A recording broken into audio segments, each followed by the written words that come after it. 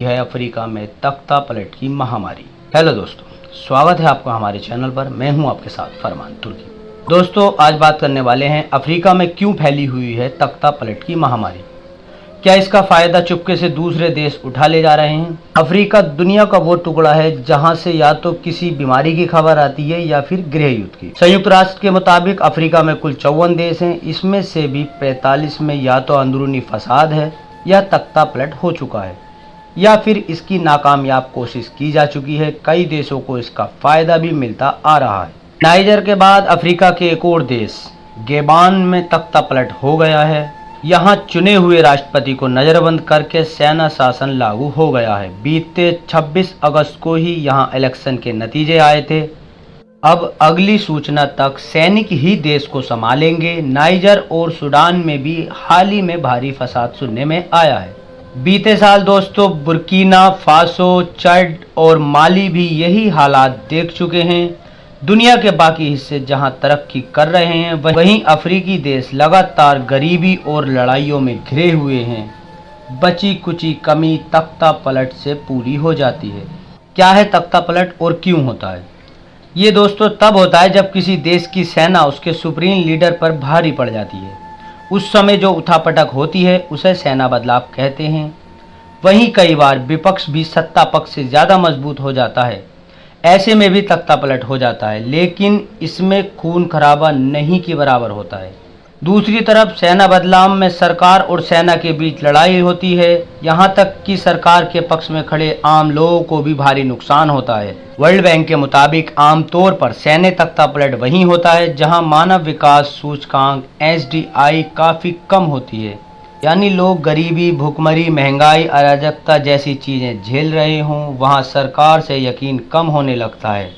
सेना जब ये देखती है तो अपनी ताकत बढ़ाने लगती है। वो मौजूदा सत्ता के कई लोगों को अपने पक्ष में कर लेती है और फिर विद्रोह कर देती है। इसके बाद सरकार बेबस हो जाती है। दोस्तों, ऐसा नहीं है कि तख्ता पलट सिर्फ अफ्रीकी महाद्वीप पर हुआ है। लगभग ये दुनिया के ज़्यादातर महाद्वीपों पर हो चुका है। आइए आपको बताते हैं कि किस महाद्वीप पर कितनी बार तख्ता पलट हो चुका है। दोस्तों, अफ्रीका में लगभग 200 से ज़्यादा बार कोशिश हुई है। इनमें से 106 बार लोग सफल हुए। दोस्तों, इसके बाद बात करते हैं विकसित यूरोप की। यूरोप में 17 प्रयासों में से लगभग 8 बार तख्ता पलट सफल हो चुका है। दक्षिण एशिया में कुल 16 बार तख्ता पलट की कोशिश हुई, जिनमें से 10 बार सफल हुए। बेहद अस्थिर मिडिल ईस्ट में भी अफ्रीका से कम लगभग 50 बार ही तख्ता पलट के प्रयास देखे गए हैं। अब बात लैटिन अमेरिका की। इस दौड़ में अफ्रीका के बाद खड़ा है लैटिन अमेरिका, जिसने 146 बार तख्ता पलट के प्रयास झेले हैं। सबसे अधिक तख्ता पलट के मामलों में अफ्रीकी देश सूडान सबसे ऊपर है। अरेस्टेड डिक्टेटरशिप वेबसाइट के मुताबिक साल 2021 से पहले अफ्रीका में हर साल एक तख्ता पलट होता था। क्यों अफ्रीका बना जंग का मैदान? इसकी एक नहीं कई वजह हैं। शुरुआत जमीन से करते हैं। अटलांटिक और हिंद महासागर इसके पश्चिम और पूर्व में है। वहीं उत्तर की ओर सहारा मारुस्थल पसरा हुआ है।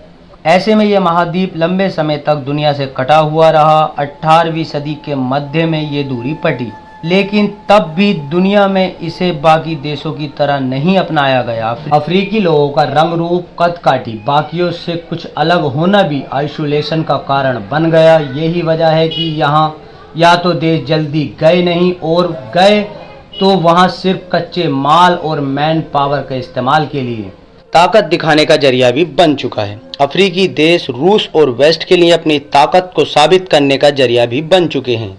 ये वैसा ही है जैसे एक घर में रहने वाले दो मजबूत सदस्यों में मतभेद हो जाए तो एक मेंबर बाकियों को अपनी तरफ करने लगता है। इससे उसके पास बहुमत हो जाएगा और जाहिर तौर पर ताकत बढ़ेगी। रूस पर कुछ इसी तरह के आरोप हैं। रूस की प्राइवेट सेना वैगनर यहाँ लंबे समय से एक्टिव थी ताकि पश्चिम का सपोर्ट करने वाली सरकार को गिरा सकें।